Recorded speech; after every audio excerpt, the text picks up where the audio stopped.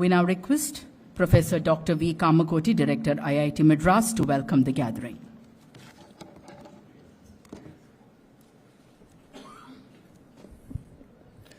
Respected Honorable Governor of Tamil Nadu, Tira R.N. Ravi, all dignitaries on the stage, and all friends and dear students, I heartily welcome you to the IIT Madras Research Park, IIT Madras campus. Friends, if the present sits in judgment over the past, it does not have a future. And if the present doesn't learn lessons from the past, again it does not have a future. This horror of the partition is a lesson which every youth today must understand and must realize the consequences of such acts. In this direction, the government has been observing August 14th as a very important lesson for the youth as we march towards the Viksit Bharat 2047. This day is something that we need to remember, and as this motto of our G20 slogan, Vasudhaiva Kudumbakam, we must all aspire to become realized souls who will see and realize one earth, one future, and one family.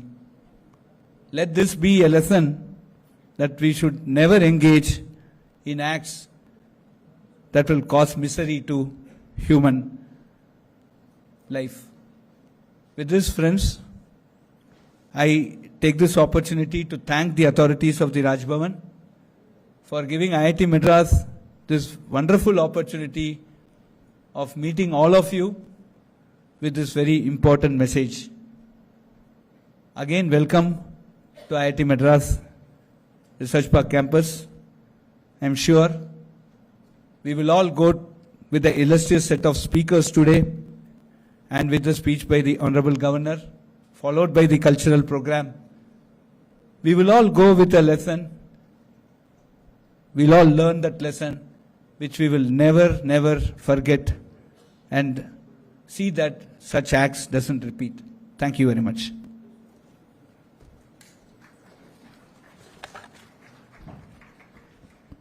Thank you, sir. We now request Thiru M. Annadurai, Additional Director General, CBC, to address the gathering.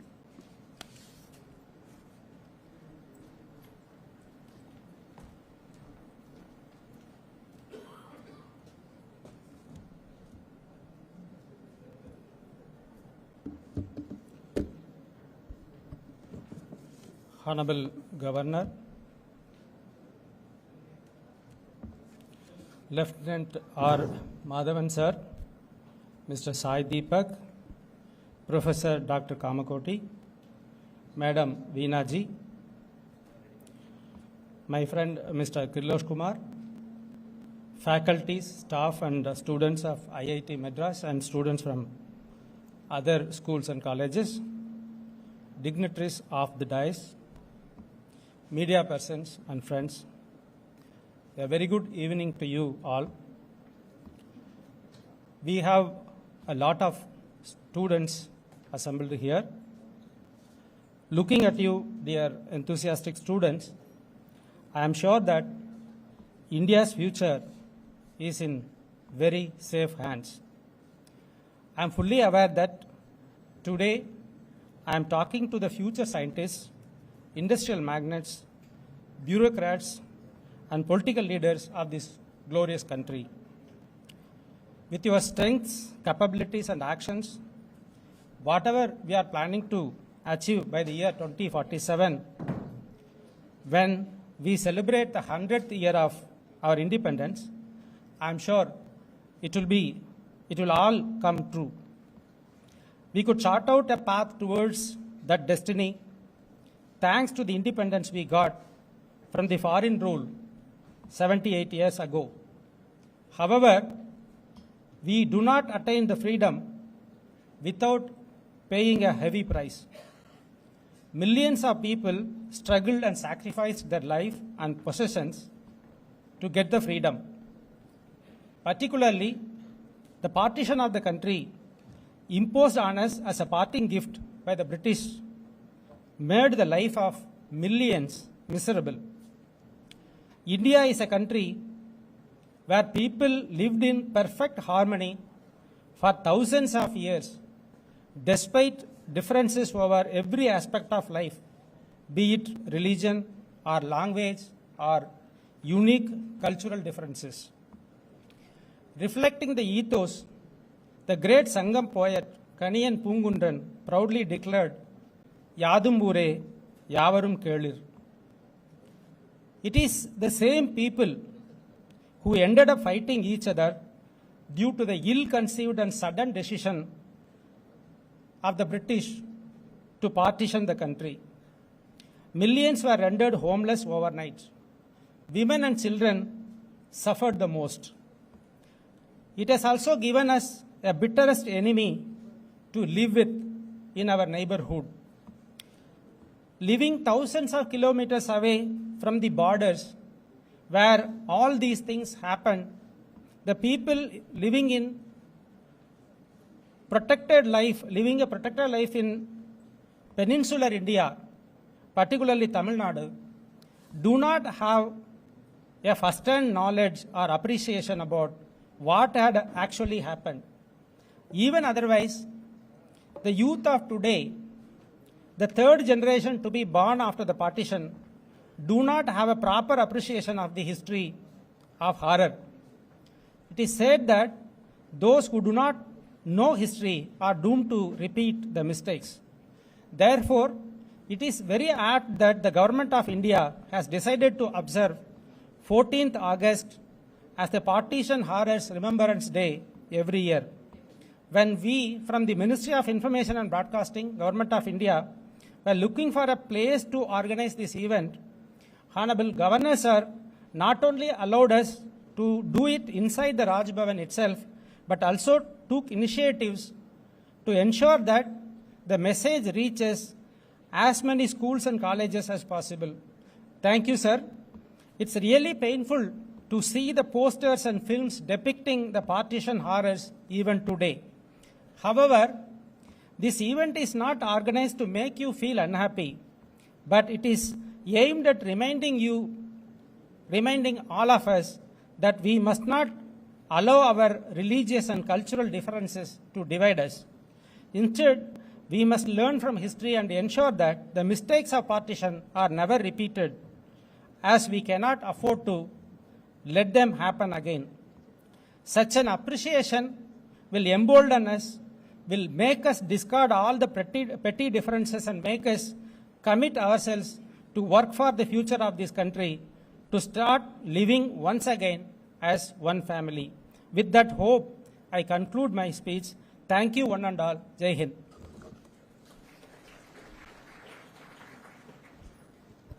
Thank you, sir.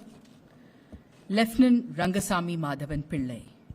A distinguished veteran of the Indian National Army, he began his journey towards freedom fighting by joining the Indian Independence League as a civilian. After receiving the intervention of Netaji Subhash Chandra Bose, he became a member of the Azad Hind Fauj at the age of 18.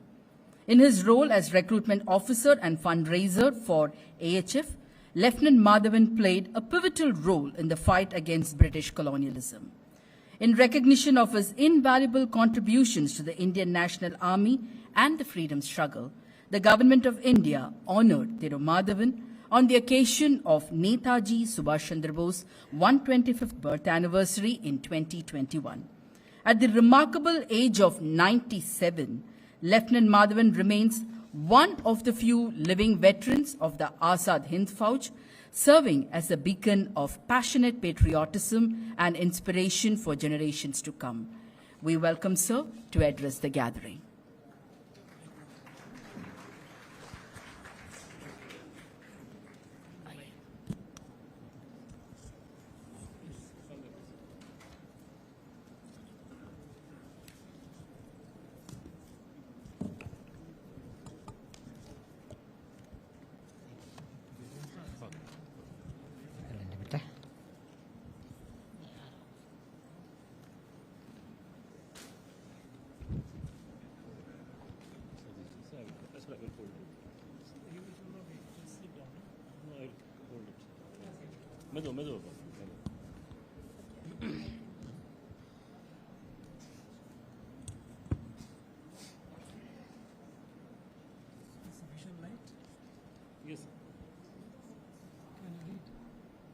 அனைவருக்கும் மனமார்ந்த ஜெய் ஹிந்த், ஜெய் ஹிந்த், ஜெய் ஹிந்த்.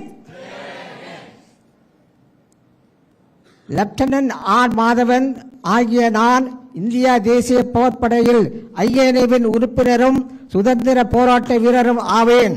நான் 1926ஆம் ஆண்டு மியான்மரில் உள்ள cerium மாவட்டத்தில் பிறந்தேன். எனது முன்னோர்களின் பூர்வீகம் தமிழ்நாட்டில் உள்ள சிவகங்கை மாவட்டம். ராஜ்பிஹாரி போஸின் ஆலோசனைப்படி 1943இல் இந்தியன் இண்டிபெண்டன்ட் லீக்கில் சேர்ந்து மியான்மரில் சீரியம் மாவட்டத்தில் நிதிசேர்ப்பு துறையில் பணியாற்றினேன். 1944ஆம் ஆண்டு ஜனவரி 7ஆம் அன்று நேதாஜி சுபாஷ் சந்திர போஸ் அவர்கள் மியான்மருக்கு வந்து தும் முஜே खून दो मैं तुम्हें आजादी दूंगा என்ற விடுதலை முழக்கிவிட்டார்.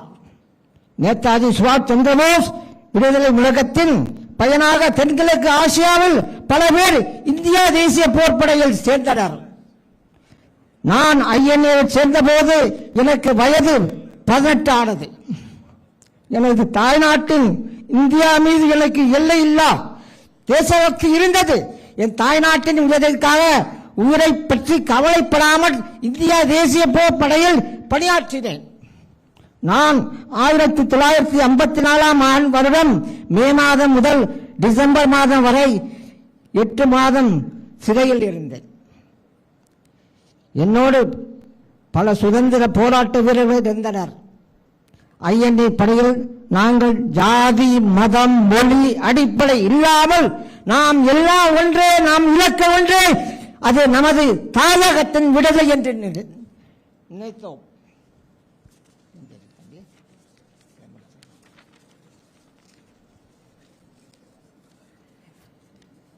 பாரதம் பாகிஸ்தான் பங்களாதேஷ் என்று பிரிந்து கிடைப்பதை காணும் போது வருத்தம் உள்ளது. நேதாஜி சுபாஷ் சந்திர போஸ் தலைமையிலான இந்தியா தேசிய படை ஒன்றுபட்ட பாரதத்திற்காகவே போராடியது. நேதாஜி இறந்திருந்தால் நிச்சயமாக நாடு துண்டுபட்டு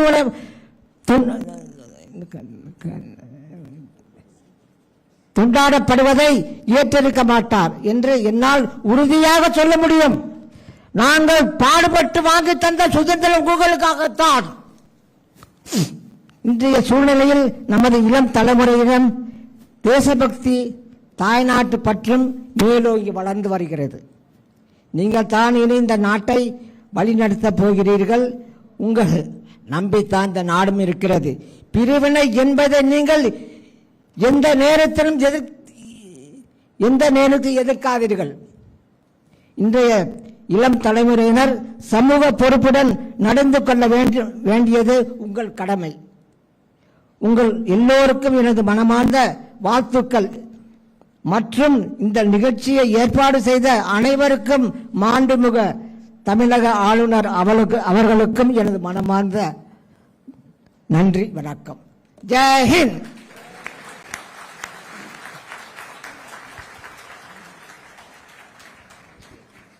நன்றி ஐயா. அடுத்ததாக திருமதி வீணா அகர்வால். திருமதி வீணா Agarwal, a descendant of the Punjab Kesari Lala Lajpat Rai, was born into a distinguished family of intellectuals and freedom fighters in Harinagar district, Champaran, Bihar.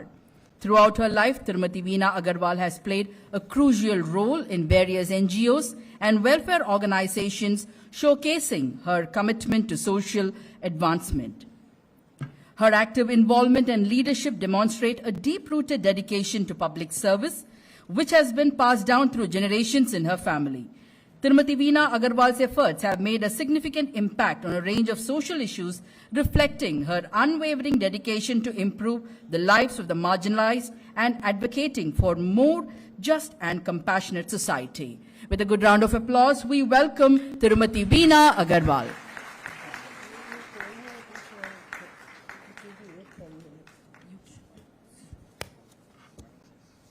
His Excellency Shri R.N. Ravi, Governor of Tamil Nadu, honorable dignitaries on the dais and off the dais, ladies and gentlemen, namaste, and a very good afternoon to all.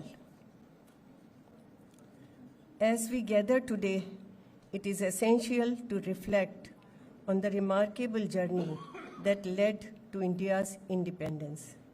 The Indian freedom struggle was not just a fight against colonial rule, but a profound movement that united millions under the banner of justice, equality, and self-determination.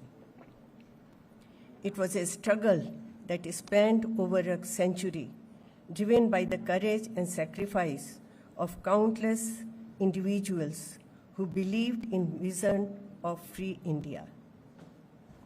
As we delve into this rich history, let us honor the legacy of those who fought for our nation's freedom and draw inspiration from their enduring spirit.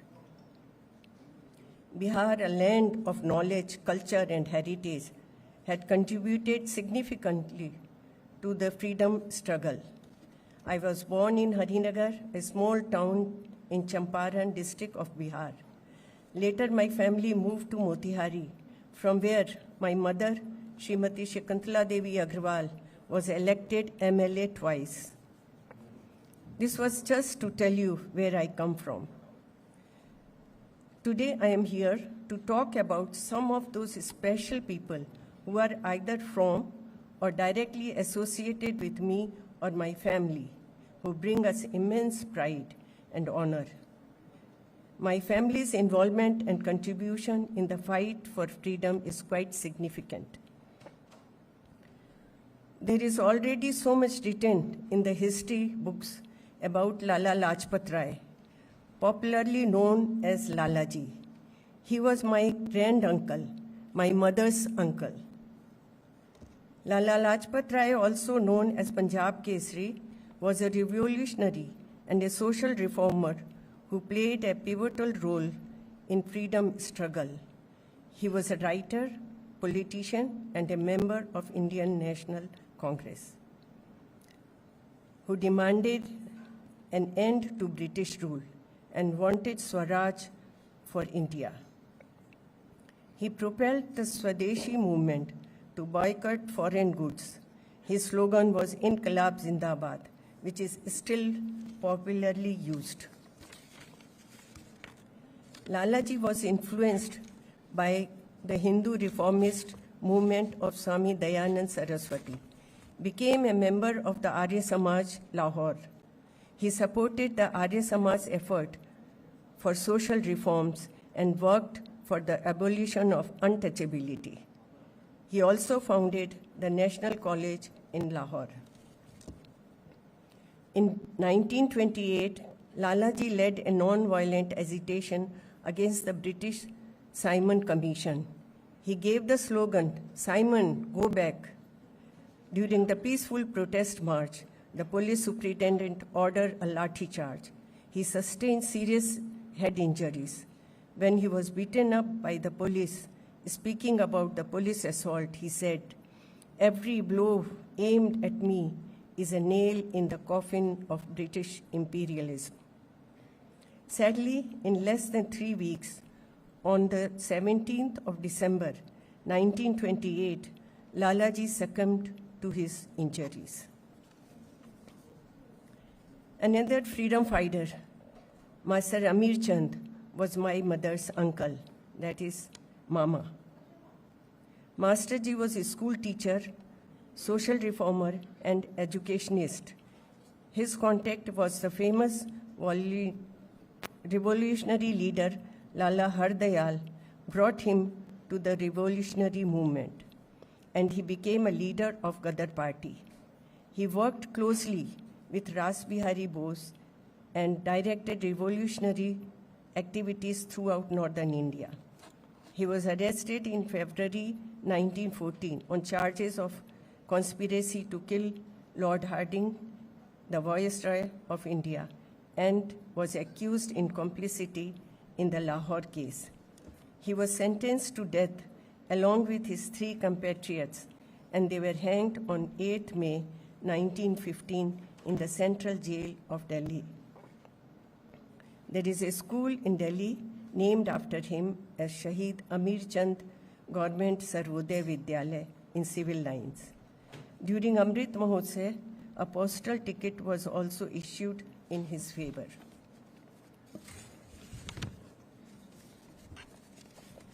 Shri Shiman Narayan was my uncle, my father's younger brother.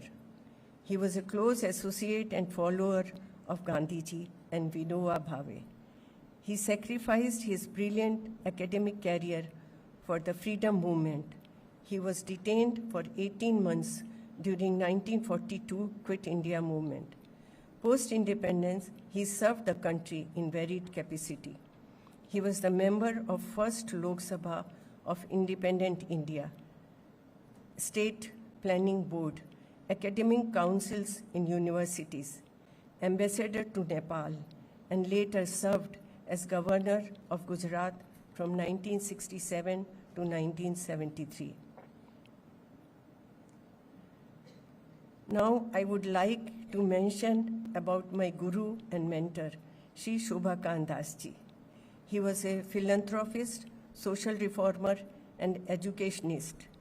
In his young formative years, he found himself drawn to the cause of Indian freedom movement. Deeply influenced by Gandhiji ideal of non-violence and truth, he became a follower and close confidant of him. He worked with other stalwart freedom fighters like Dr. Rajendra Prasad, Acharya Kriplani, Jai Prakash Narayan, and many. His vision for free India was to free from injustice, poverty, illiteracy, and suffering. Fate brought him to Chennai, where he established school, medical centers, orphanages, and training centers. Some of them are Prabhavati Devi Trust, which was founded in 1978. It housed a free residential school for the children with physical disability. Jai Prakash Narayan Vidyalaya, a CBSE affiliated school dedicated to impart affordable education. Bihar Chennai Chopal is the society consisting of professionals from different walks of life coming from Bihar and Jharkhand. Desh Ratna, Dr. Rajendra Prasad Memorial Trust Madras provides affordable accommodation and food for individuals seeking medical treatment in Chennai. Lastly, to recall the horror of partition, this incident was narrated by my father, Sri Chaturbhuj Narayan Agrawal. It is still very fresh in my memory.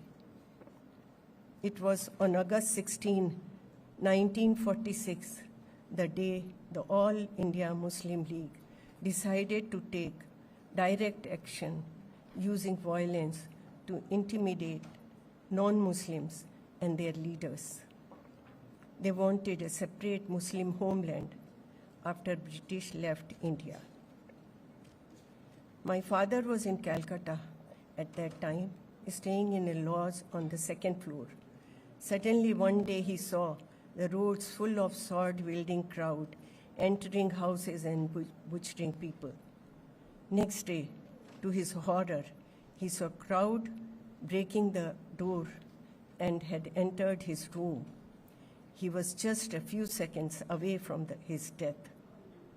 He did not have any time to think and react.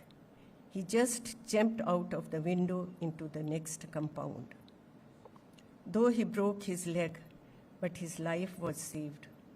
Fortunately, he landed in a house which belonged to a Punjabi gentleman. More than 100 people were already given shelter there. By God's grace, his life was saved, but sadly, many in that lodge did not have that fate. As we remember the heroes of our past, let us carry forward their legacy by nurturing the same love for our country.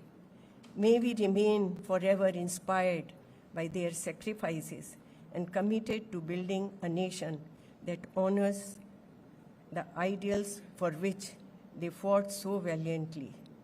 Thank you. Jai Hind.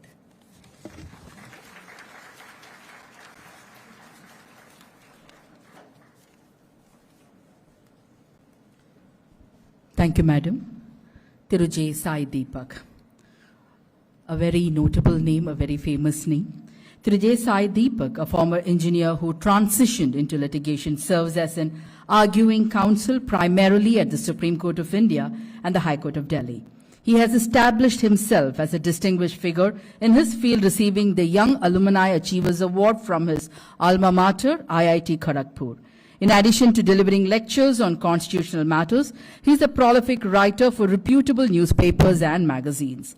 He is renowned as the author of the highly successful book Bharat Trilogy, India, that is Bharat, Coloniality, Civilization, Constitution. His latest work, India, Bharat and Pakistan, The Constitutional Journey of a Sandwich Civilization, explores the intricate constitutional dynamics of the region. We welcome you, sir, to deliver the keynote address.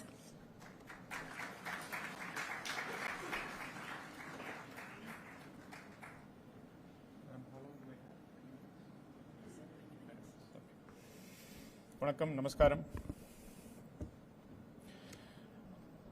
I'm grateful to His Excellency the Honorable Governor, Shri R.N. Ravi, for having organized this timely event. And I don't think there could have been a better campus to have this conversation than IIT Madras. I'm grateful to the director for lending this space for this event. And I hope that we have some meaningful and deep conversations in the limited time that we have. As a lawyer, I struggle to contain my argumentative nature or to object. So let me start with a few objections to what was said before me. I agree fully with the need to remember the 14th of August and what it signifies. I fully agree that we must draw the lessons from the partition and the causes behind it. But perhaps I disagree with what those causes are. And I perhaps have fairly clear and strong views on what led to the partition. The standard narrative that you'll be taught in textbooks is that the British imposed a partition overnight, or that selfish politicians chose to divide the country because they wanted pieces of land for themselves. Allow me to say this with no intention to sound condescending or patronizing. These are comfortable fictions which are meant to be taught only in school textbooks. Adults shouldn't buy this. Because I don't believe that the partition was caused overnight by the British man, as if the rest of us were gullible people to walk with that particular decision without any questions being asked. It is precisely to bust comfortable myths and fictions such as these that I was forced to write the second book, titled India, Bharat and Pakistan. Because my reading of history, based on credible sources and first-hand sources, clearly tells me that the British did not divide and rule India. They exploited an existing division. There is a difference. If there is no controversy or dispute between two parties, and somebody chooses to invent a fight between the two of them, that is called divide and rule. But if there is a pre-existing division, and someone chooses to take advantage of it, that is not called divide and rule. It's called use the division and rule.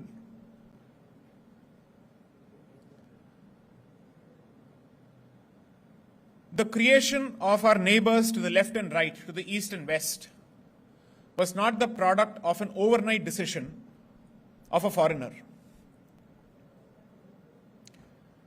That decision was already taken by an existing segment of the population, at least for 200 years, before the partition. Because that division existed for at least 800 years before the partition. I am not here to offer answers. Perhaps what I will do is that I will share a few questions so that, befitting the campus in which this conversation is happening, students go back with questions to work on, as opposed to me spoon-feeding them with answers.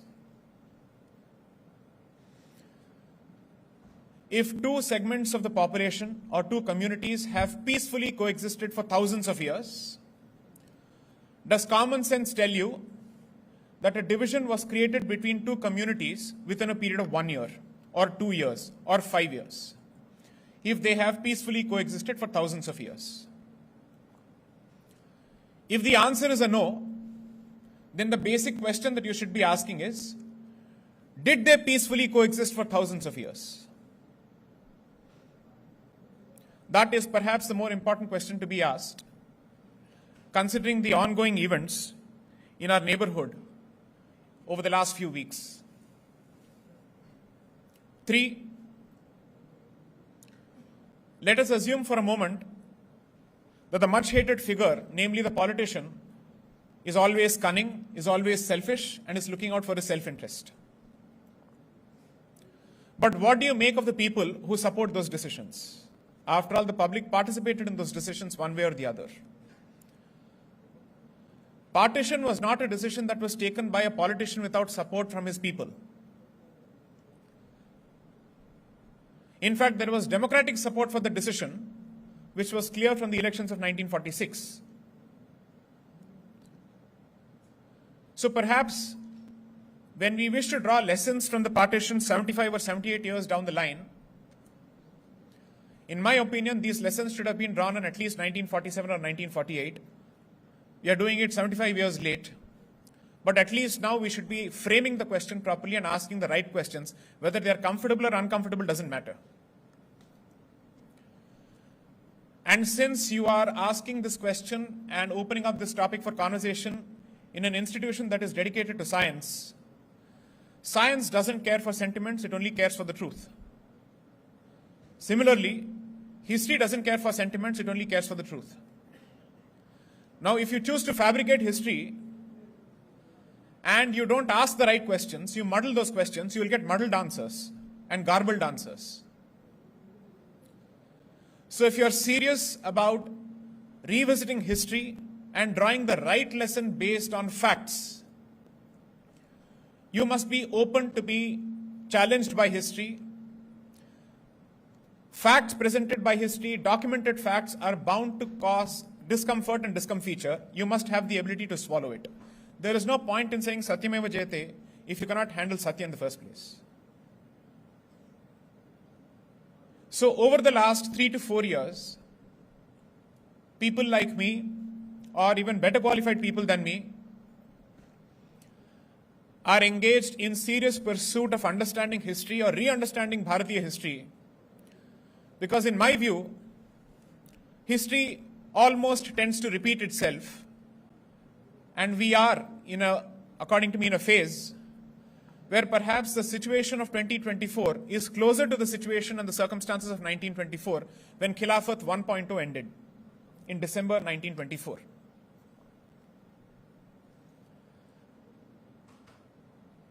It is possible, or perhaps we are inclined to believe, that national identity prevails over and supersedes religious identity. We have tried to walk with that experiment for close to 75 to 78 years now. I will not offer any conclusions. I will ask the audience, or members of the audience, to ask themselves this question: do you truly believe that the last 75 years tell us the story of a situation where the Indian identity has prevailed over religious identities? If the answer is a no, my simple question would be, when do you think we'll wake up and smell the coffee? and realize that this experiment may not be working despite our best intentions and efforts. History is not meant to be consumed as pastime. You don't read it like a novel or an Amar Chitrakatha book over dinner. It's not meant to be consumed as an academic pursuit. History is meant to be understood as the causes of the present and the potential future. We are where we are because of events of the past, and we will be where we will based on the events and decisions of the present.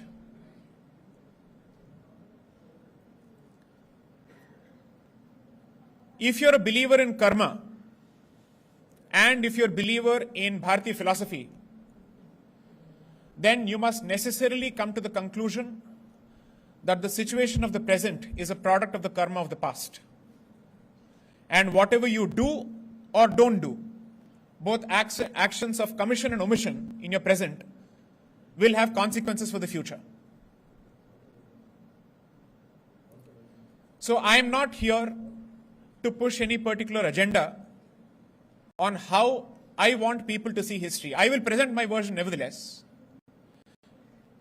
I would only request members of the audience, especially the youth, who consume information from Instagram, from YouTube, from Facebook, Quora, Reddit, and so many other platforms, formerly Twitter and now X, to be very careful about what you consume through these portals. Everybody has their own point of view. I am no exception.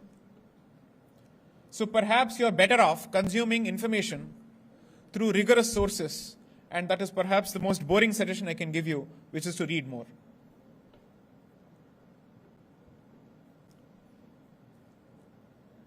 If possible, I would request members of the audience to take an active interest in the developments, or let's call them regression of developments, on the eastern side of Bharat, in what was previously called East Pakistan and now called Bangladesh, and who knows, it might become East Pakistan once more. Please follow the developments closely. Based on your reading of the developments, ignoring everything else what everybody else has to say, please start asking certain questions. What is happening there? Why is it happening? Is it even remotely relevant to Bharat and our circumstances? If the answer is a no, great. If the answer is a yes, then you must ask yourself a few more questions. What do we do to prevent a similar situation? In my view, if you had asked people in the 1900s or even in the 1920s, if they could remotely think of or predict the potential partition of this sacred land called Bharat in 20-25 years, that is after 1924 when Khilafat ended, if you had asked them in less than 25 years, do you think Bharat will be divided on religious lines? Most of them would have said impossible, not possible. We are all culturally one. Our religions may be different, but we speak more or less the same languages. We have similar cultural traits. Culture will prevail over religion, and nation will prevail over religion.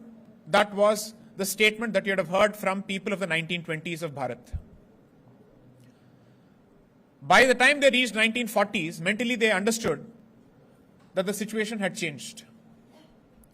And by the time they reached 1946, Karachi and Lahore resolutions of the Muslim League specifically told us that Pakistan was going to be a reality within a year, by hook or crook, through democratic means or by force.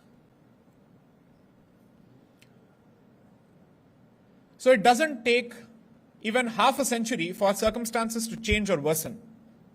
It takes less than that. It depends on how aware and prepared people are.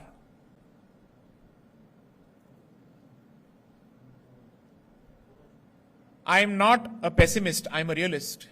But I do believe that the generation of today is not remotely as prepared and aware as the generation of the 1920s in terms of the challenges that face Bharat. I don't think children should be blamed.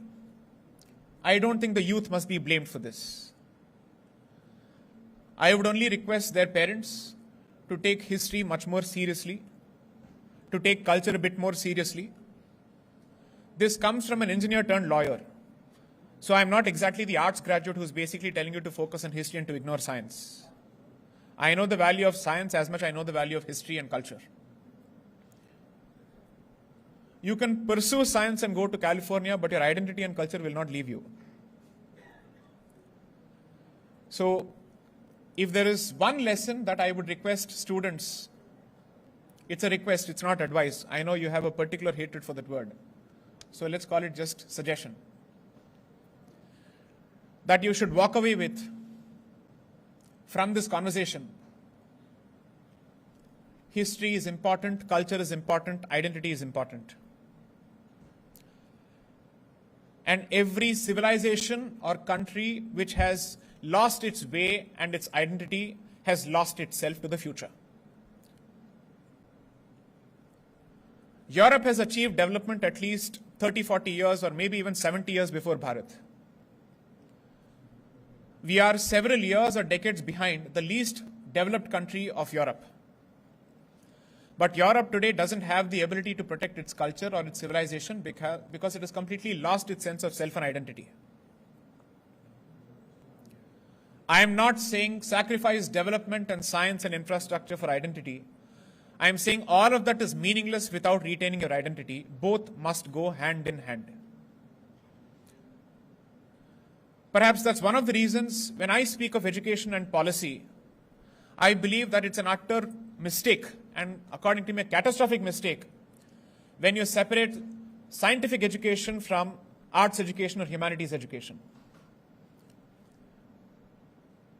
We must have a trend where we actually give dual major degrees of diametrically or seemingly diametrically opposite subjects, so that students of science have a better understanding of humanities, and students of humanities also understand science better. Otherwise, people coming from the humanities stream think that people from the scientific stream have no understanding of the arts and vice versa. There is a mutual contempt which I see in schools and colleges. Those who are bad at mathematics but who understand arts are seen as poor students. And those who understand mathematics but don't understand arts are seen as people without taste and class. This is how education works, and ultimately when you grow into an adult, you will see its direct consequences when you realize you don't have the ability to make sense of the developments around you. Because you've been so keen on pursuing physics, chemistry, and mathematics that you don't understand, how do I make sense of the political, cultural, and national and international developments around me? Every country which is worth its salt and which takes itself seriously prepares for the future by investing in education and specifically history education. In my view, even after 78 years, we are far behind as far as that question is concerned, because we have taken forward the terrible education legacy of the colonizer without having an Indian education policy which speaks of Bharatiyata, which speaks of Bharat civilization and philosophy. We seem to have made a beginning and we have started taking baby steps. Why have I suddenly started speaking about education when the conversation is supposed to be about partition horrors? Because you understand history primarily through your textbooks when you're in schools. And if you don't take education seriously, then in the formative years when you're supposed to have a very clear picture as to who you are and where you come from and what is Bharat as a nation, your mind becomes the playground for competing forces, where everybody is trying to brainwash you one way or the other. So, even in African countries, after colonization, rather decolonization or political independence, they've invested better in education policies than Bharat. Bharat doesn't need to look up to America, Singapore, or any other country for education policy on the aspect of history. It has a lot to learn from African countries, for God's sakes, such as Kenya, South Africa. With His Excellency being present here, with the Director of IIT being present here, My only suggestion would be that it's easy to reduce partition to politics or human selfishness, but there are deeper causes, much more sensitive causes, delicate causes, which may not be to everybody's liking and taste. The easier way to address this, or at least the simpler way to address this in the long run, is by capturing the causes of partition better in our history textbooks. Because there's no point in trying to convince an adult if 20 years of his school education and college education have taught him otherwise. It's very difficult for them to overcome that barrier and the preconceived notion. Investment in the future is through investment in the past, and investment in the past is through investment in education in the present. Vande Mataram, Jai Hind.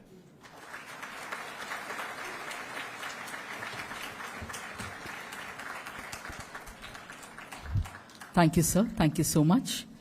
Such wonderful, overwhelming response. We have the entire auditorium full. Thank you so much for being here, for learning about the partition, and for creating an awareness. Thank you so much. We now humbly request the Honorable Governor to felicitate our guest speakers. We request the Honorable Governor to felicitate Lieutenant R. Madhavan Pillai. A good round of applause.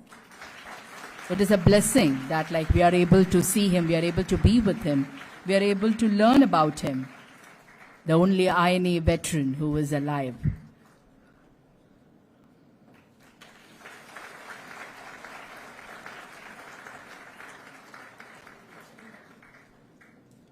Thank you, sir. We request the Honorable Governor to felicitate Tirumati Veena Agarwal, the descendant of Lala Lajpat Rai.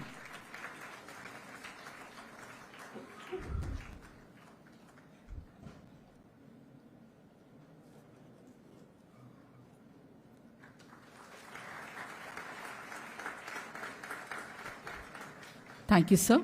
We request the Honorable Governor to felicitate Thiru J. Sai Deepak.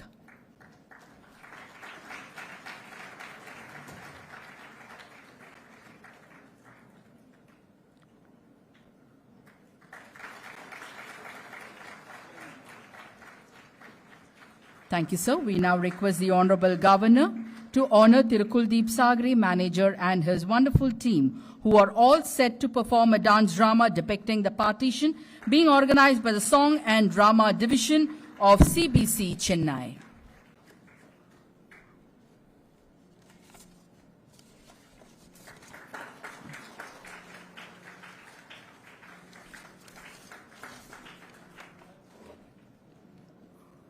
Thank you, sir. Thank you so much. We now humbly request the Honorable Governor to address the gathering.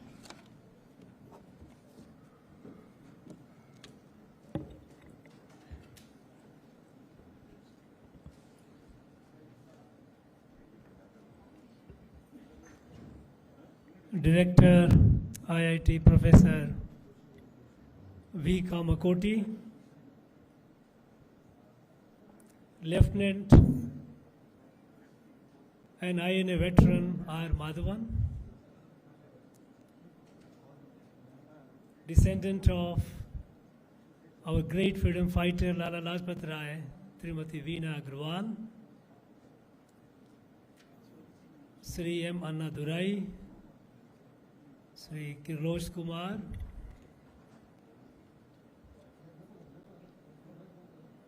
the distinguished invitees present here, faculties of IIT and other institutions, my dear students.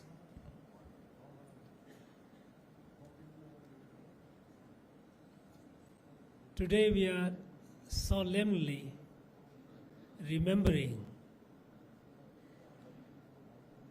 all those who gave their life and suffered what we call partition of India. On this day, 77 years ago,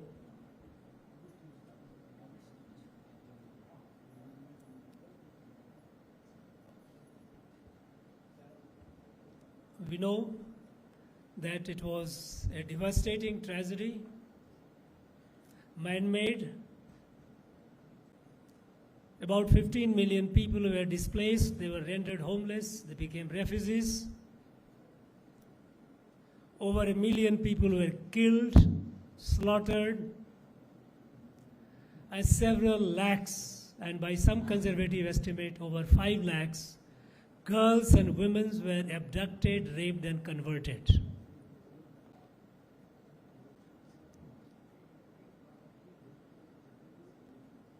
Pakistan was created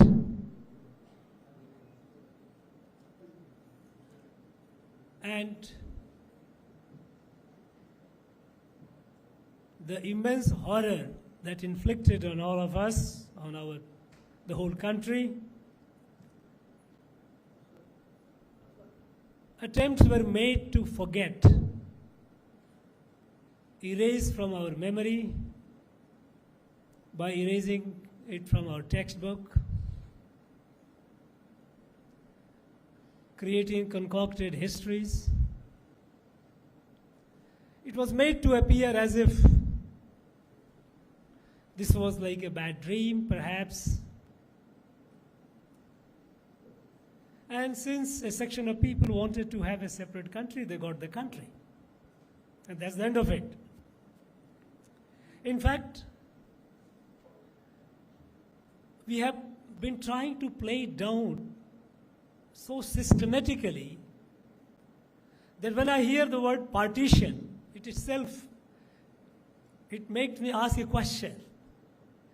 Partition is a very familiar word with every one of us. In our families, partitions happens, property are separated when brothers part. When USSR broke up, why didn't they call it partition of USSR? When East Timor broke away from Indonesia, why didn't they call it partition of Indonesia? Why didn't we call it a breaking of Bharat? Why do we call it a partition? I think the words have enormous power to play in our psyche. It was intended to downplay. Having said that, and the fact that it was a devastating tragedy, and we must not forget what happened. But what is more important is it something, an event of the past?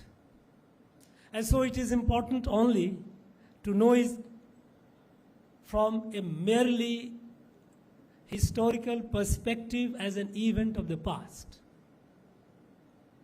Or is there something more to it? Friends, this breaking up of Bharat was not just a territorial breaking up. It was a violent assault on the very idea of Bharat. This country, Bharat, which we all know, several thousand years old, it evolved around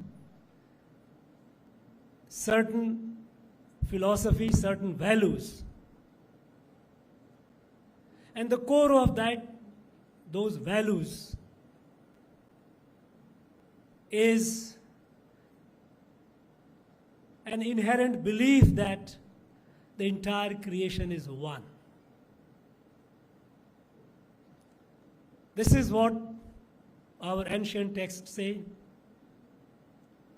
that the differences that we see, not only among humans, but also among plants and animals,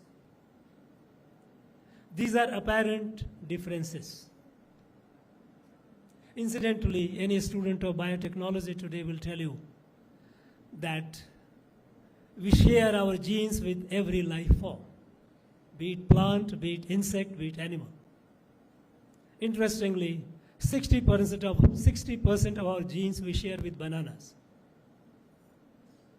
the oneness of creation. Our people knew it and revealed it several thousand years ago. And this was a wonderful, a magical revelation that could create a society wherein people with diverse languages, diverse food habits, diverse cultural practices could live together happily, respecting each other. And that is how we live together all these. When I think of, say, few incidents of the past, let's recall about 2,400 years ago, when Acharya Bhadrabahu left Pataliputra with 12,000 of Shramanas, the devotees, and he walked down. Imagine 12,000 people, what could have been the population of Bharat at that point of time? With 12,000 he walked, came to Shravan Belgola and came to Arihantgiri in Tiruvannamalai district.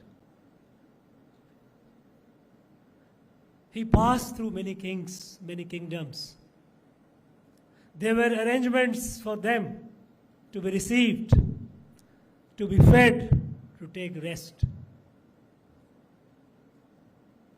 We know Bharat was not built by any king or any ruler. It was a civilizational evolution. When I think of 1500 years ago, when a Pallava prince from Mamalapuram, with about 500 of his assistants, left and went to Nalanda, studied, became Acharya Bodhidharma, came back after teaching a couple of years at the great University of Nalanda, went to China, and spread Bodhidharma. Imagine from Mamalapuram, with such a large number, 1500 odd years before, going all the way, as a prince, he didn't have any problem. He was received well. Nearly 600 years ago, long before, there are countless numbers. We know how Adi Sankaracharya, several thousand years ago, from here, he went all the way to all parts of this country. Well received, well respected. So many people went. About 600 years ago, from Assam, Kamrup, Mahapurush Shankar Dev, a great saint who lived for 119 years, my friend, 119 years, like Ramanujacharya. He traveled from Kamrup, came to Rameswaram, studied, came to Kanchipuram, studied, went to Kasi, studied, went back, and he composed a poem, Dhanya Dhanya Bharat Bhumi. Nearly 600 years ago, Guru Nanak Dev Ji, he traveled all the way to nooks and corners of the country, came to Rameswaram, stayed there for over 6 months. People, there were many rulers, but society was one. People were one. When my grandmother, over 120 years ago, she traveled from a village in Bihar, visited all the Tirtham, came to Rameswaram. She told the stories. She didn't realize that she was going to any foreign land and she was going to a different place. Everywhere she felt it was her own country, her own people. Today, even today, near the tri-junction of India, Burma and China, there is a place called Parasuram Kund. On Makar Sankranti, thousands of people from all over the country go and visit there as a tirtha.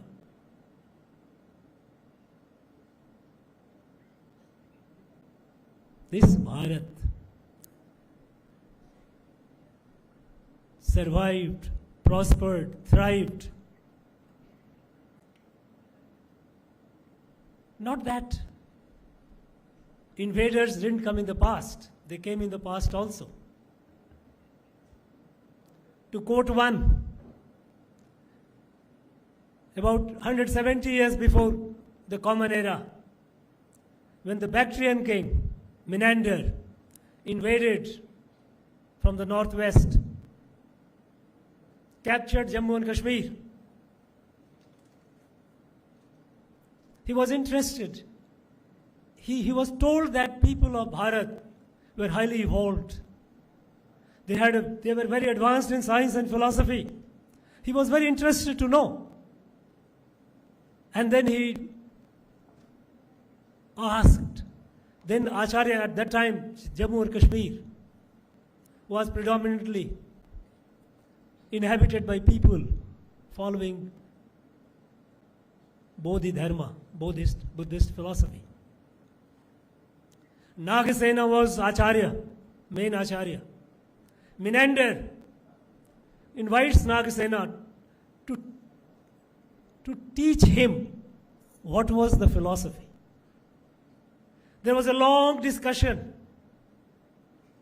and at the end of it, Menander became Bhartiya, became Milind. And the conversation between the two is a canonical text of Buddhism called Milindapana, questions of Milinda.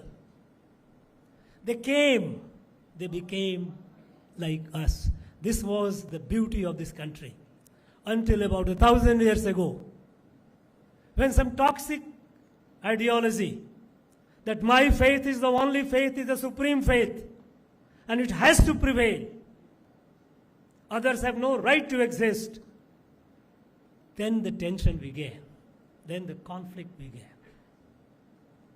And rest is history. It continued.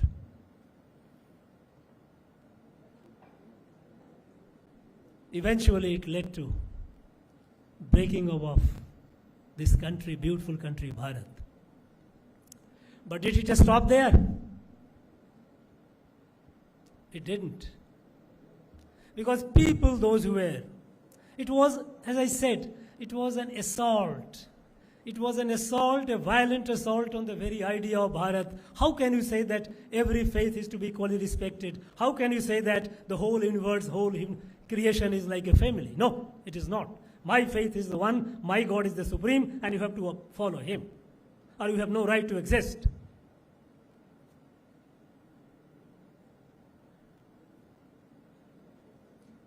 When such a toxic ideology, which has no place in this country, Bharat, which is antithetical to the very idea of Bharat, because if we accept it, because if that ideology succeeds, there is no Bharat. Bharat will break into pieces. Because Bharat, the whole philosophy or the whole idea of Bharat is inclusiveness, celebration of the diversity, appreciating the underlying unity. But that idea was defeated. The idea was defeated and partition happened. And then the people, those who were responsible at that point of time, they continued defeating the idea of Bharat. It didn't just stop there.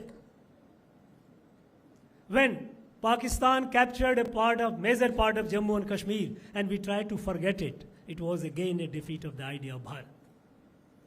When China captured a large, over 30,000 square kilometer of Aksai Chin, and our Prime Minister told in Parliament that's a rocky desert where not a blade of grass grows, let's forget it. It was an assault on the idea of Bharat.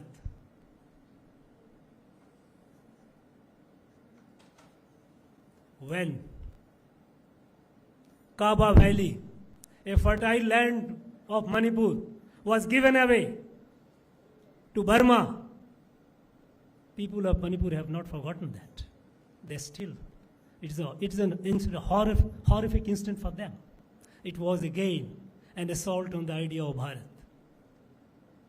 When Kachadiu Island was given away, which was a livelihood of our people, our fisher folks, For them, it was life and death. It was a part of their life. It was given away. A result is today, our fishermen are shot, arrested, their sole instrument of earning bread, boats are sunk. Politics is played, but the fact is, those who did it, they again at that point of time caused violence to the idea of Bharat. And the idea was defeated.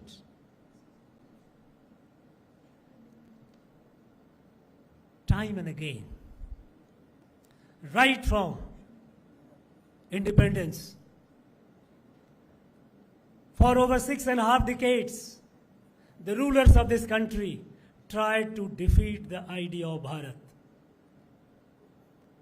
They targeted the institutions that sustained, that nourished, institutions which were the watering holes of this Bharatiyata, the values, the temples, the tirtham, the centers of Indian knowledge systems. They were all targeted by omission or commission.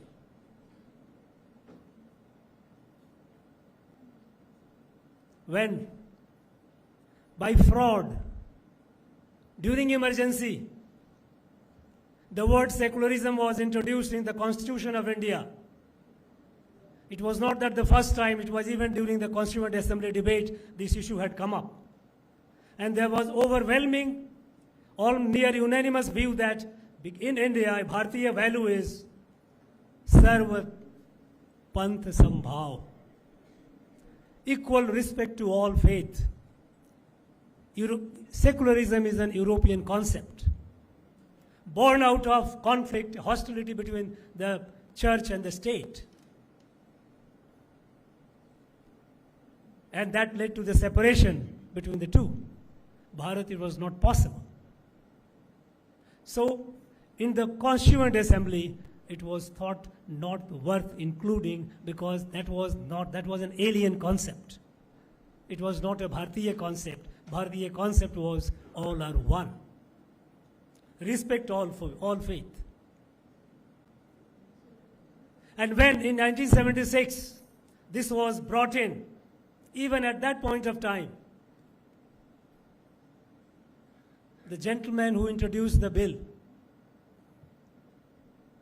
Sardar Swaran Singh, on 26th and 27th of October 1976, while piloting the bill, he spoke on those very lines that our secularism is not European secularism. Our secularism is equal respect to all faiths. And yet, when it was brought in, it was made European. Our textbooks were purged. We were brought up on the story of Ramayana, Mahabharata. Students post 75, 76, they know nothing about it.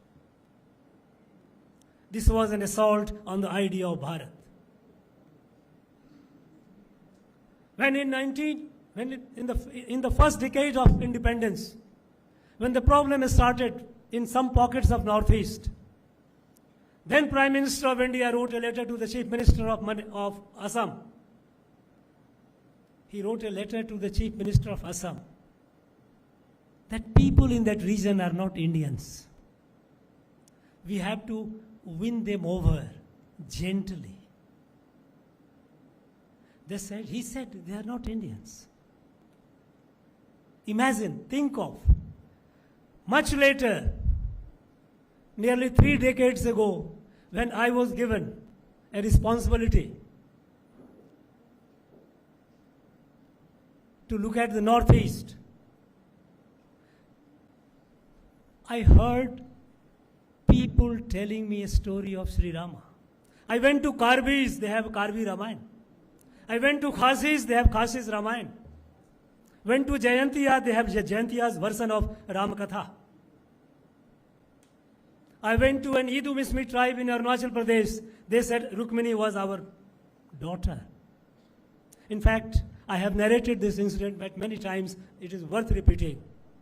Because when I was staying in the house of one Idu Mismi tribal chief in the village, I found that the whole tribe sports stuffed chutia. I was curious to know how. And the old man tells me, Rukmini was our daughter. She was in love with Sri Krishna. Her brother Rukmi wanted to marry her off to someone. Rukmini informed Krishna. Krishna came, fought Rukmi, wanted to kill her. At that point, sister sought Pranadan, don't kill my brother. And Sri Krishna shaved his head off with his Sudarshan Chakra and left the tuft. Now I ask all those people who say that they are not us, when did this story go there? Every nook and corner of the place you find Bharat present. But we choose, for whatever reason it was, to defeat the very idea of Bharat. And that is going on even today. Even today, when our country is rising, we know that at the time of independence, we were the 6th largest economy in the world, despite all the exploitation by the colonial rulers. But thanks to those who managed the affairs of the country, by 2014, we dipped down to the 11th. We became from the 6th to 11th economy in the world. In the last 10 years, we have come to the 5th, and the world is confident that and we are confident, there is no doubt, in the next few years, we will be the 3rd largest economy of the world.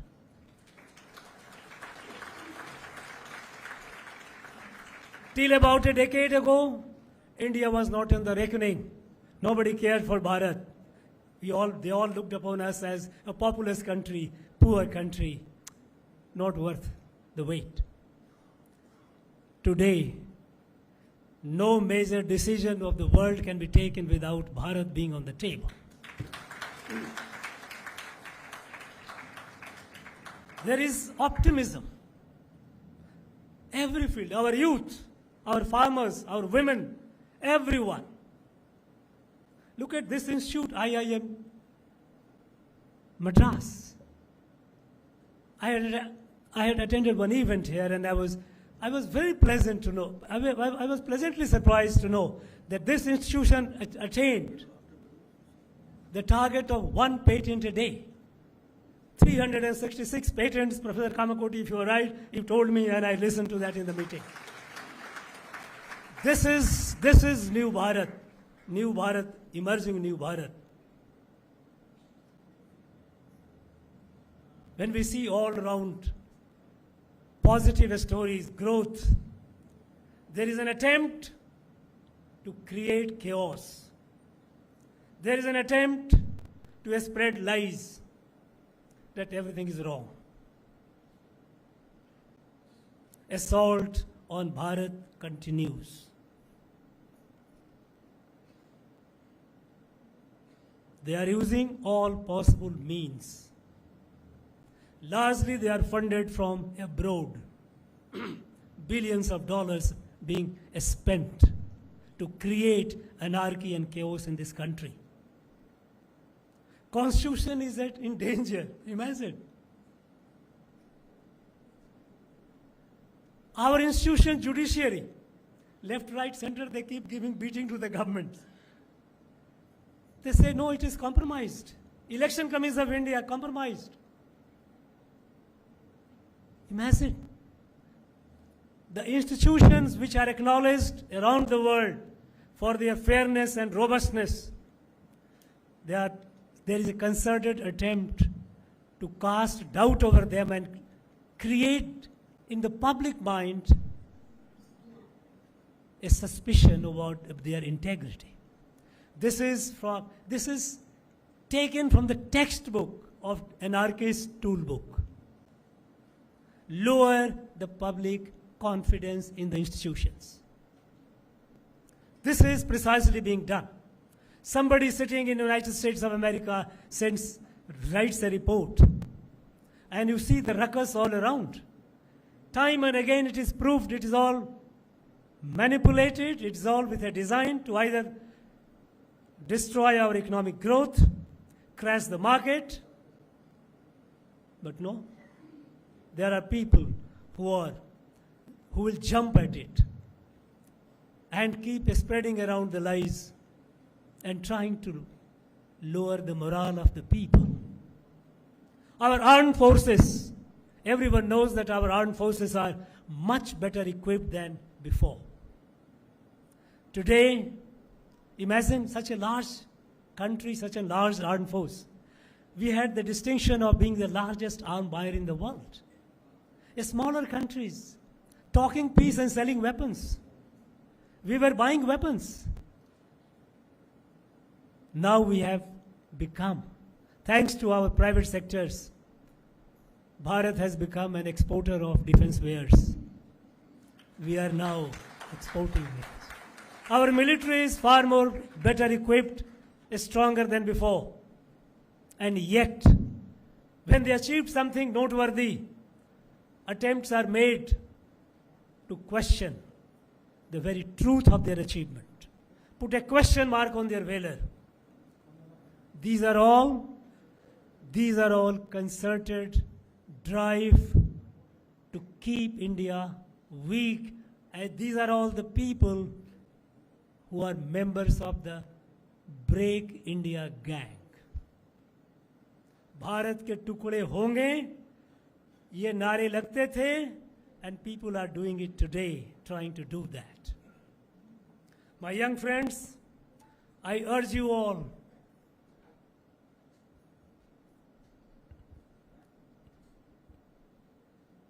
to be curious, to learn, to see, and don't be gullible. Don't be carried away by this false and malicious propaganda to create chaos in the country. Partition of India, the horror is not over. Horrors have been inflicted continuously. Partition of Bharat is a work in progress by all those guys, those who have caused the partition, those who have broken this country, and those who are continuing, not sparing any opportunity to break this country. It is not a mere an event of the past. It is a looming danger of the present, and we have to be alert. And I am sure we will prevail. I am an optimist. I am a firm believer. I am a firm believer, like as our country people, in our society, in the strength of our people. If we are achieving today what we have achieved and what we are achieving, which has brought this country from the margin to the central stage of the global affairs, it is not because of government, it is because of our people. And I have full trust we will defeat them. We must remember the lessons of breaking India. Must keep the horror in mind, because there is a great lesson. And also remember that this mission of Break India was not a one-time affair, it is continuing. Somebody will try to break it in terms of race and language. This is how Dravid ideology came. They started saying, no, we are separate, we are different. They refused to accept Bharat as a Rashtra, as a nation. No. This Break India gang will not succeed. Our country has the strength.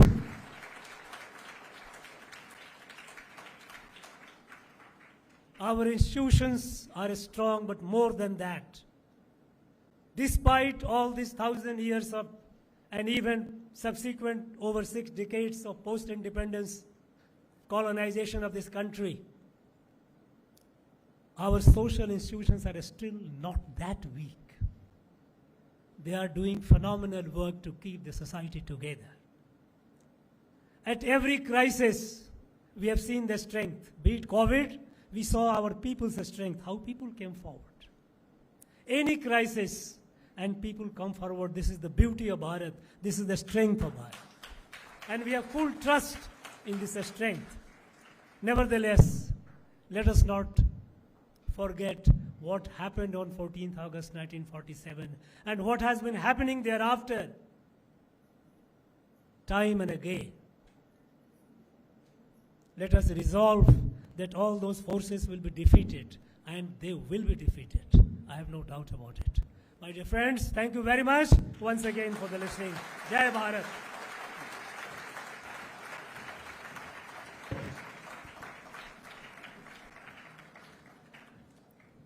Thank you, sir.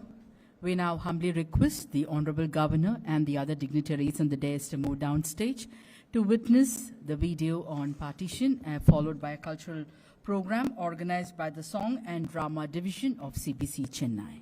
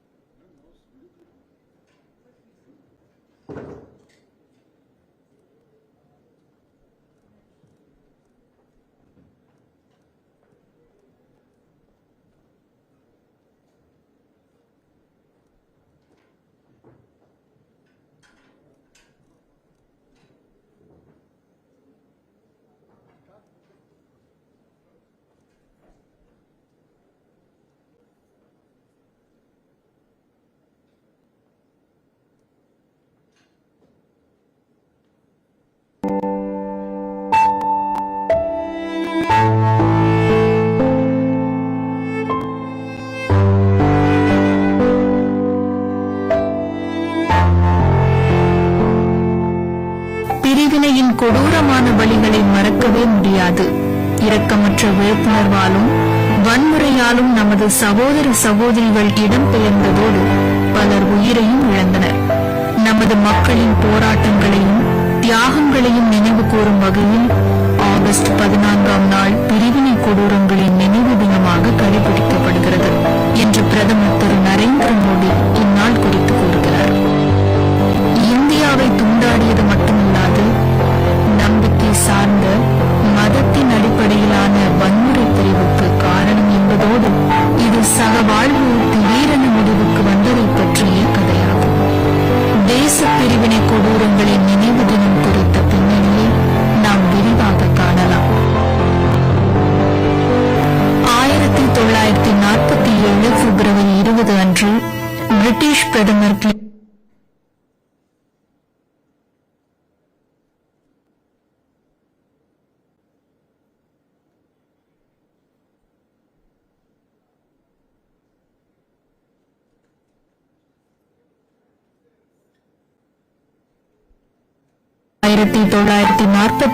ஆண்டு June 30ஆம் தேதிக்கு முன்பாக அதிகாரத்தை இந்தியர்களிடம் ஒப்படைக்கவும் இந்தியாவை விட்டு வெளியேறவும் British அரசு முடிவு செய்துள்ளதாக அவர் அறிவித்தார். அதற்கான நடவடிக்கைகளை லார்ட் மவுண்ட்பேட்டன் மிக விரைவாக மேற்கொண்டார். 1947 ஜூன் 2 அன்று நடைபெற்ற வரலாற்று சிறப்புமிக்க கூட்டத்தில் இது தொடர்பான திட்டம் ஏற்கப்பட்டது. அகில இந்திய முஸ்லிம் லீகின் கூட்டத்தில் பிரிவினை கோரும் தீர்மானம் கிட்டத்தட்ட ஒருமனதாக நிறைவேறியது. அதாவது பிரிவினைக்கு ஆதரவாக 300 வாக்குகளும் அதற்கு எதிராக 10 வாக்குகளும் கிடைத்தன. தீர்மானம் நிறைவேற்றப்பட்டதை ஜின்னா பத்திரிகையாளர்களிடம் அறிவித்தார். எனினும் முஸ்லிம் லீகின் பல தலைவர்கள் பாகிஸ்தானை கிழக்கு மேற்கு என்று 2 பிரிவுகளாக பிரிக்க விரும்பவில்லை. இந்த யோசனை சரியானது அல்ல என்பதை காலம் உணர்த்தியது. பாகிஸ்தானின் கிழக்கு பகுதி 1971 ஆண்டில் பங்களாதேஷ் என பிரிந்து புதிய நாடாக உருவாக வேண்டிய கட்டாயம் ஏற்பட்டது. வைஸ்ராய் மவுண்ட் பேட்டன் 1947 ஆண்டு ஜூன் 4 அன்று புதுதில்லியில் ஒரு வரலாற்று சிறப்புமிக்க செய்தியாளர் கூட்டத்தில் உரையாற்றினார். முன்பு தெரிவிக்கப்பட்ட காலத்திற்கு ஏறக்குறைய ஓராண்டு முன்னதாகவே அதிகாரத்தை ஒப்படைக்கும் திட்டத்தை அவர் அறிவித்தார். இதனால் பல கேள்விகள் எழுந்தன. மிக முக்கியமாக மக்கள் தொகை பரிமாற்றம் பற்றிய கேள்விகள் எழுப்பப்பட்டன. இதற்கு வைஸ்ராய் மவுண்ட் பேட்டன் பதில் கூறுகையில், தனிப்பட்ட முறையில் இதை மக்களின் இடமாற்றத்தை நான் பெரிதாக பார்க்கவில்லை. இயல்பாக குறைந்த அளவில் இடமாற்றங்கள் ஏற்படும். மக்கள் தங்களாகவே தங்களது இருப்பிடங்களை மாற்றிக்கொள்வார்கள் என்றார். ஆனால் அவரது இந்த கருத்து ஒரு தவறான மதிப்பீடு என்பதை காலம் உணர்த்தியது. பிரிவினையின் விளைவாக 1,30,00,000க்கும் அதிகமான மக்கள் இடம் மாற வேண்டிய கட்டாயம் ஏற்பட்டது. 1946 மற்றும் 1947 ஆண்டுகளில் இந்தியாவின் சில பகுதிகளை உலுக்கிய வகுப்புவாத வன்முறை கொடூரமானது. அந்த வன்முறையின் தன்மை மக்களின் வாழ்க்கையை அளிப்பதோடு மட்டுமில்லாமல் மற்ற குழுக்களின் கலாச்சாரம் மற்றும் பண்பாட்டு இருப்பை ஒழிக்கவும் முயன்றது. பல நூற்றாண்டுகளாக அதே சமுதாயங்கள் கூடி வாழ்ந்த அதே பகுதிகளில்தான் இந்த வன்முறையின் கொடூரம் வெளிப்பட்டது. பஞ்சாபுடன் ஒப்பிடும்போது மேற்கு வங்கத்தில் மக்களின் இடப்பெயர்வு மற்றும் மறுவாழ்வு பல ஆண்டுகளுக்கு தொடர்ந்தது. அதிகாரிகள் நெருக்கடியை குறைத்து மதிப்பிட்டதுடன் அகதிகளை திருப்பி அனுப்பவும் முயன்றனர். கிழக்கு வங்கத்திலிருந்து குடியேறியவர்களுக்கு நிவாரணம் வழங்க மறுத்துவிட்டனர். பிரிவினையின் போது பெண்கள் பெரும் துன்பத்திற்கு ஆளானார்கள். பிரிவினை மற்றும் அதன் அதிர்ச்சி பற்றி அவர்களது அனுபவம் ஆண்களின் அனுபவங்களை விட மிகவும் மோசமானதாக இருந்தன. அவர்களில் பலர் கடத்தப்பட்டு பாலியல் பலாத்காரம் செய்யப்பட்டனர். பலர் விபச்சாரத்திற்காக விற்கப்பட்டனர். பலர் தங்கள் மதத்தை மாற்றிக்கொள்ளவும் தங்கள் குடும்பத்தினரை படுகொலை செய்த ஆண்களையே திருமணம் செய்து கொள்ள வேண்டிய கட்டாயத்தில் ஏற்படுத்தப்பட்டனர். பல இடங்களில் குடும்பத்தின் மானத்தை காப்பாற்றுவது என்ற பெயரில் அந்த பெண்களின் சொந்த குடும்ப உறுப்பினர்களே அவர்களை கொல்ல முயற்சித்தனர். இந்திய அரசு 33,000 பெண்கள் கடத்தப்பட்டதாக அறிவித்தது. பாகிஸ்தான் அரசு 50,000 பெண்கள் கடத்தப்பட்டதாக மதிப்பிட்டது. பிரிவினையின் போது இந்துக்களும் சீக்கியர்களும் அனுபவித்த துயரங்கள் அவர்கள் இந்தியாவில் குடியேறிய நீண்ட காலத்திற்கு பிறகும் அவர்களின் நினைவுகளில் நீங்காமல் நீடித்தன. பிரிவினைக்கு பின்னர் துணைக்கண்டத்தில் உள்ள பல லட்சக்கணக்கானவர்களின் நிலைமை மோசமாகவும் நிச்சயமற்றதாகவும் இருந்தது. சில குடும்பங்கள் தங்கள் உறவினர்கள் கொல்லப்பட்டதை கண்டனர். மற்றவர்கள் தங்கள் அன்புக்குரியவர்களுக்கு என்ன நடந்தது என்பது தெரியாமல் தொடர்ந்து கவலையுடன் வாழ்ந்தனர். மக்கள் உதவி கேட்டு அரசுக்கு கடிதங்களை எழுதினர். இருப்பினும் மனிதாபிமான நெருக்கடியை சமாளிக்க அரசு போராடியதால் பெரும்பாலான கடிதங்களுக்கு பதிலளிக்கப்படவில்லை. இருந்தபோதிலும் காணாமல் போன தமது உறவினர்கள் கண்டுபிடிக்கப்படுவார்கள் என்ற நம்பிக்கையையும் எதிர்பார்ப்பையும் மக்கள் சுமந்து கொண்டே வாழ்ந்தனர். பிரிவினையின் கொடூரத்தில் தங்கள் வாழ்வை இழந்து இடப்பெயர்வால் ஏற்பட்ட வலியை அனுபவித்த பல லட்சக்கணக்கான இந்தியர்களுக்கு வீர வணக்கங்கள்.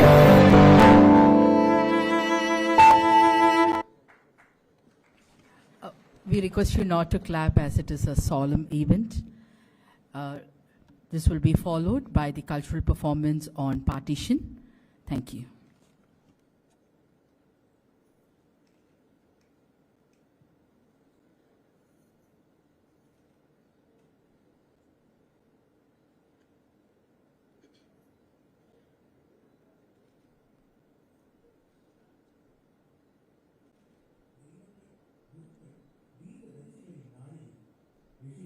மற்றும் முனிவர்கள் தவம் புரிந்த பூமி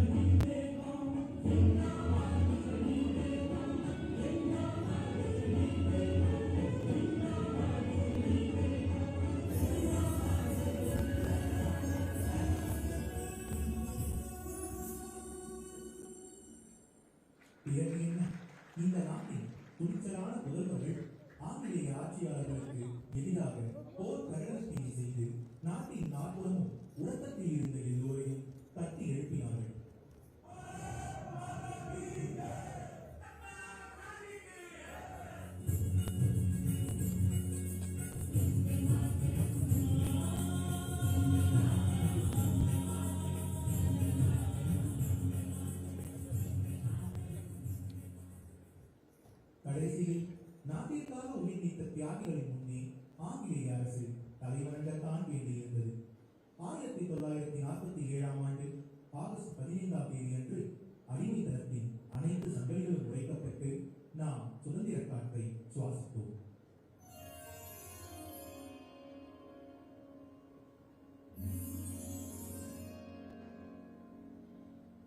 कितने बरस हुए कि हमने किस्मत से बाजी लगाई थी, इकरार किया था, प्रतिज्ञा की थी। अब वक्त आया कि हम उसको पूरा करें।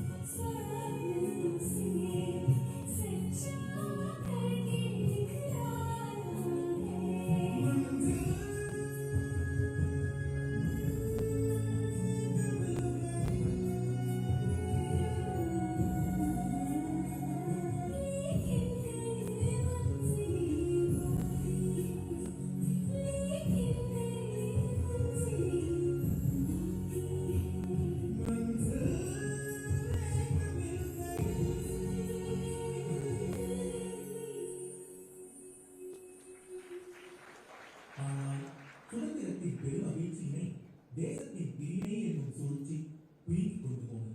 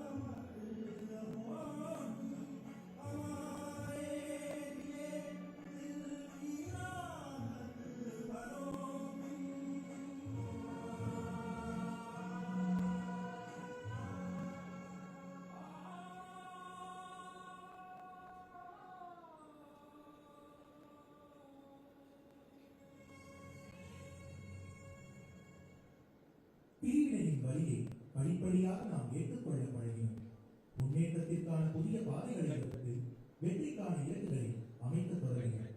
இதற்கிடையில் பல்வேறு இடர்பாடுகளையும் நாம் கடக்கதான் வேண்டியிருந்தது. அகிம்சையின் பிறப்பிடமான நம் நாட்டில் பலமுறை போரின் கொடூரங்களையும் நாம் சந்திக்க வேண்டியிருந்தது.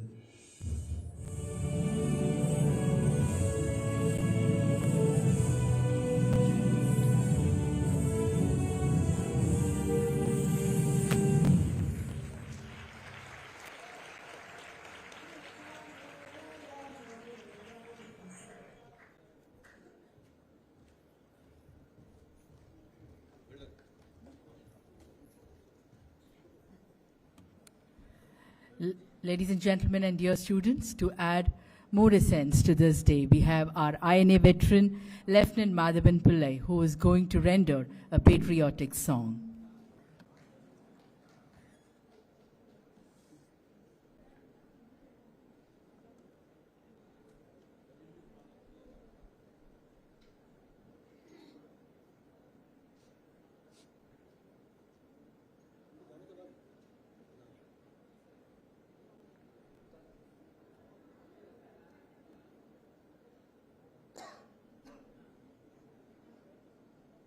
Ahead.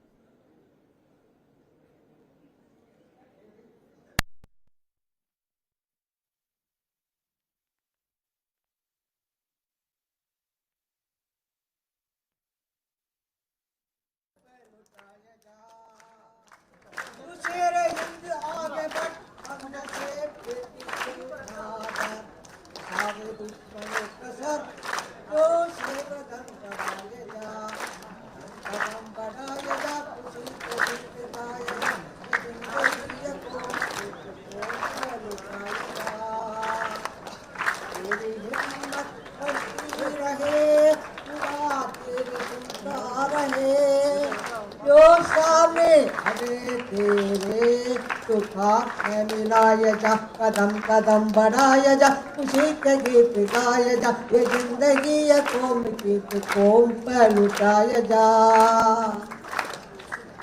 कदोदनी पुकार के कौमी निशान संभाल के लाल किले पे गाड़ के लहराया जा कदम कदम बढ़ाया जा खुशी के गीत गाया जा ये जिंदगी ये कौम की कौम पर लुटाया जा जय हिंद।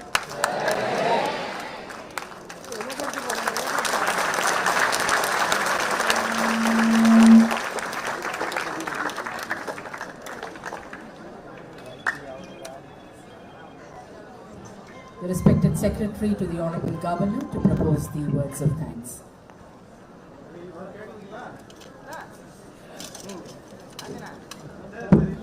அனைவருக்கும் இனிய மாலை வணக்கங்கள்.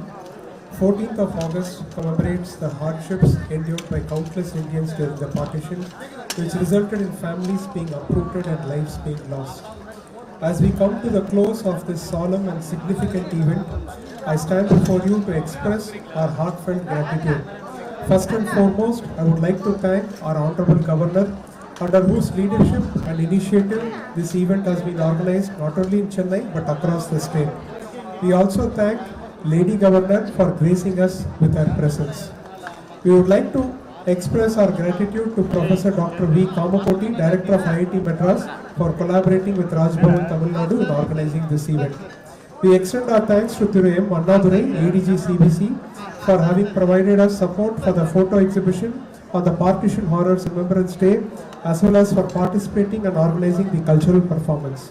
We express our gratitude to INA veteran Thiru R. Madhavan for his inspiring speech. We are thankful to Ms.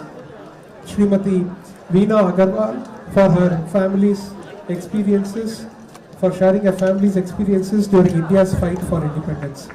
We also extend our thanks to Thiru J. Sai Deepak for his motivational address and enlightening insights. We express our appreciation and thanks to all the artists who performed in the cultural performance. Our heartfelt thanks to the professors, teachers and students from different universities and schools for their participation and interest in this event. We also express our gratitude to all the esteemed dignitaries from various backgrounds for gracing us with their presence. Our appreciation and thanks for the active support from coordinating officers, management and staff of IIT Madras, who along with the staff from Raj Bhavan have contributed in making this event a truly memorable one. Our thanks also goes to our friends from media and press for their support and coverage. Nandri Vanakkam.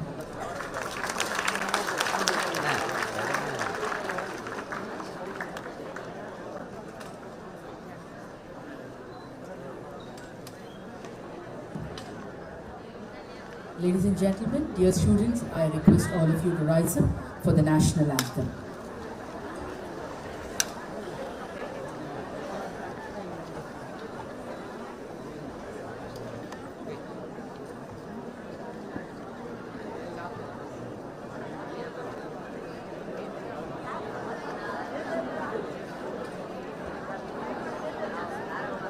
We request the students to kindly remain seated.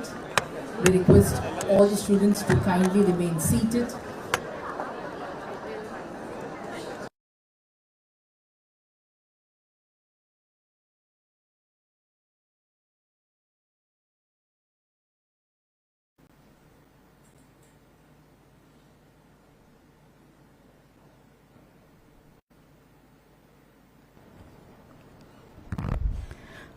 வரவேற்கின்றோம்.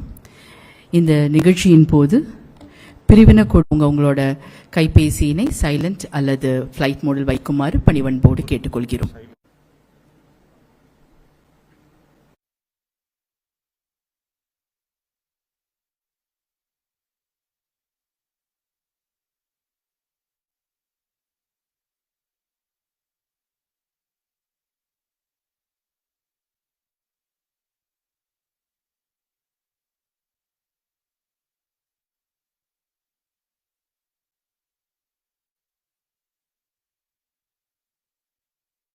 भाग्य विधाता जय हे जय हे जय हे